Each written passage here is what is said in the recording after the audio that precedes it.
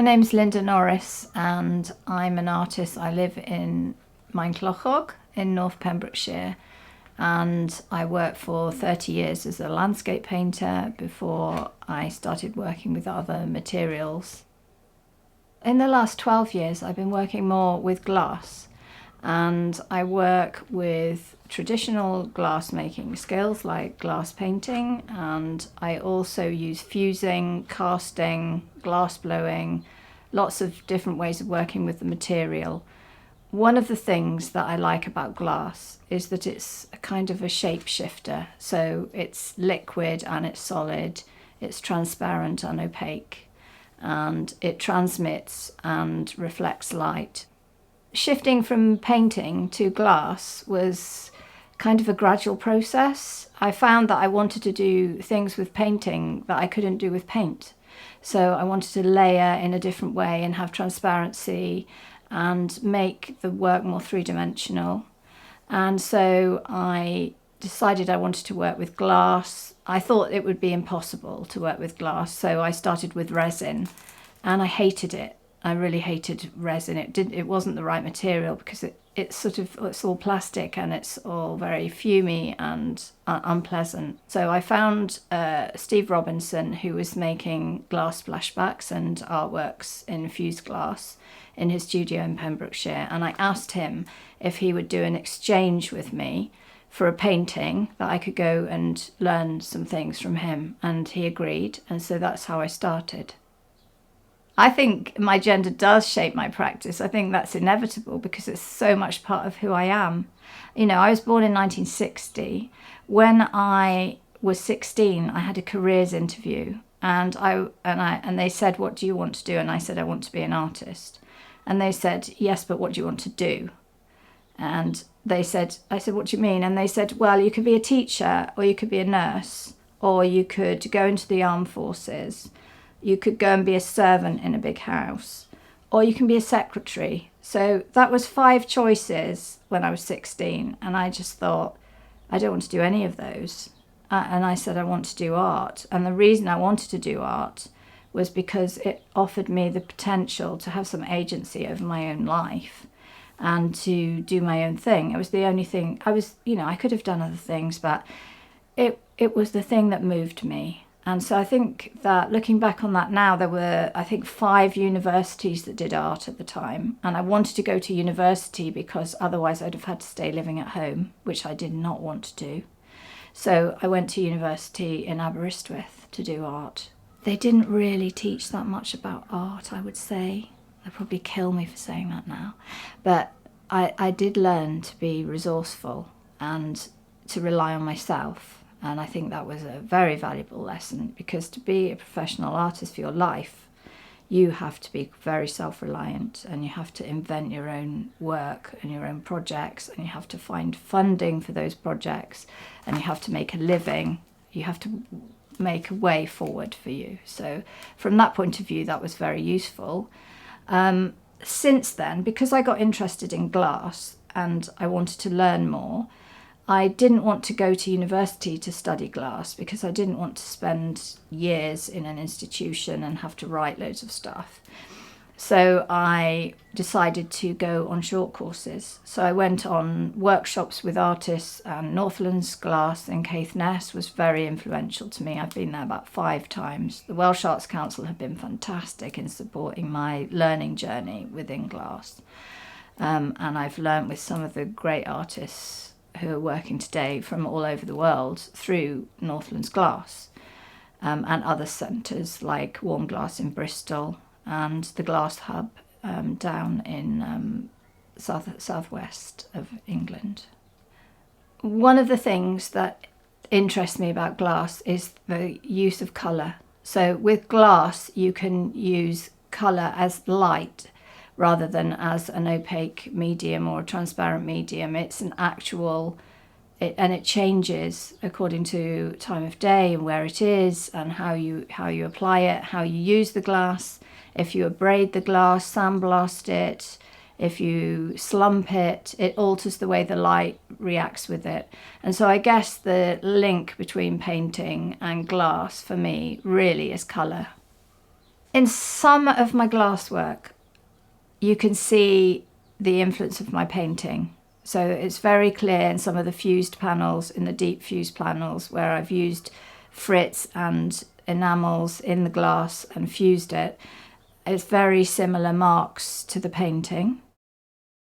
But a lot of my glasswork is very different to my painting because, for me, glass gives me the opportunity to make more conceptual work. Glass is the perfect medium for me for exploring ideas. Certain artists are influential to me. So one of them, actually, you've got this quote here from Marina Abramovich. So she comes back to certain lessons that she's learnt over her career. And lesson 1 is the worst is the best. And lesson 2 is more and more of less and less. So just really paring things down.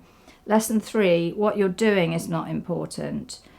What's important is the state of mind in which you're doing it. And that was a quote from Brancusi. And I think this is really important. What we're making, it isn't so important as why we're making it.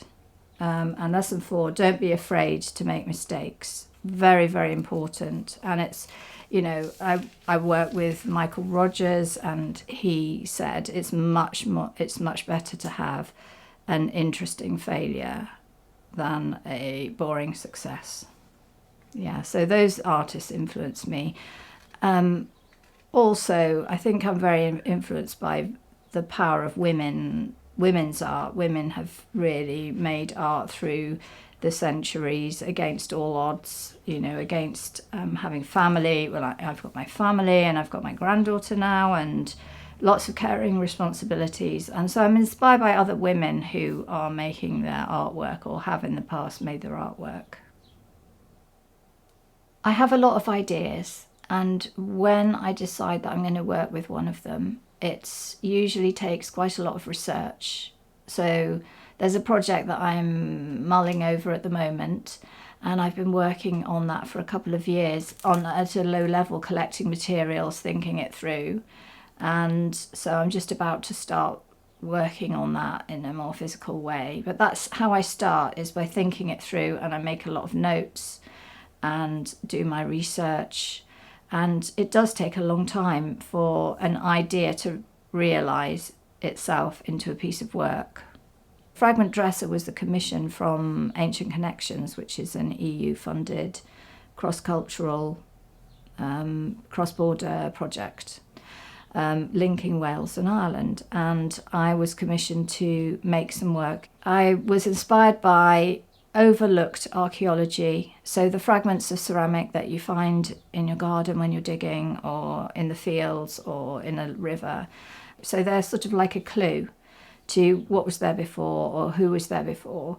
And so it's really ignited this sort of passion that I have for archaeology. And I did do an MA module on art and archaeology at Orkney in the university there, to sort of further my interest. And all the stories that are behind those small broken things. And they're kind of links with stained glass as well, because stained glass is fragments. So fragments are quite a linky thing.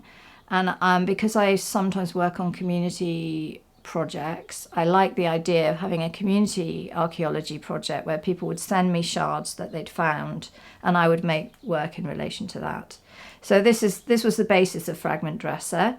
What happened in the end, because of COVID, lockdown, various restrictions in Ireland on archaeological artefacts, we did a creative writing introduction. So with Emma Baines, who's a poet from Narberth, we ran creative writing workshops online and in person, where people would bring a shard and they would be encouraged to think about the shard imaginatively and write. And we had the most incredible writing. And then with these poems that were written, I made a whole dresser, which is made of glass and using projected light. It's all about the shadow, and the poems are included in that. So that's been on show in St David's, and it's now in Wexford in Ireland. It's coming back, and in July it's going to be part of the British Festival of Archaeology at Narberth Museum.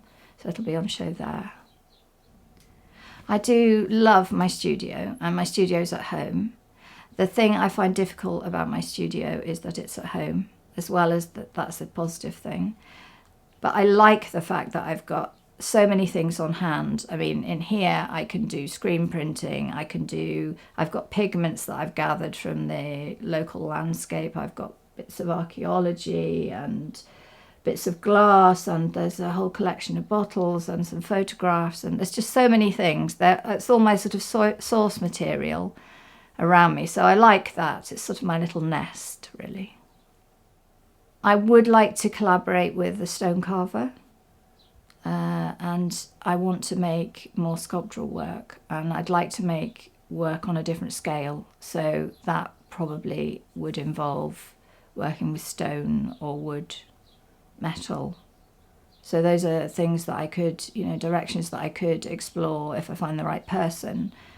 It is a lot down to the person as well as the material, whether you can work together and, whether they're interested in exploring and playing out, trying out ideas. It's kind of risky.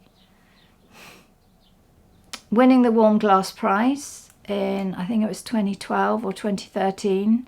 So that's an international prize. It's awarded online, and I was very much a newcomer, and it's awarded by the Bullseye Glass Company, and I won that for my piece, Her House is Air, which has been my lucky sculpture, because through that sculpture I also won another award, which is the Adrian Henry Poetry and Art Award. And that was quite a big financial award. It gave me the opportunity to buy some new equipment and to give myself the time I needed to develop my glasswork at that time. So those are career highlights for me quite early on. Then I would say the projects I've done with Rachel, putting glass into World Heritage Site, historic buildings, fantastic buildings in North Wales has been amazing as well. So yes, I would say all of those things.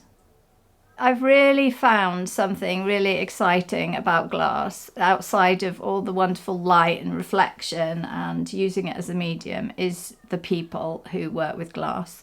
And that has been great for me, because I found a community of people who, many of whom are collaborative or will collaborate, and who are very generous in sharing their time and expertise, and who like to share and learn from each other. So that has been really important to me. And one of the most important things, to go to conferences, to meet people. I've been to speak in America about the project I did with Rachel at Conwy Castle. I've met people all over the world through glass, and who are now my friends. And we talk to each other or send messages and connect through social media and keep up with what we're doing. Sometimes we work together, sometimes we send words of encouragement, but that's very different to painting, where my experience of painting is that the painters were very much like protecting their idea all the time. I mean, obviously it's like that sometimes, with some people are like that, but generally glass is an industrial process. Historically, glass blowing is very difficult to do on your own. It's a team. People work in a team, and that to me makes a community, which has been really important. I find it exciting.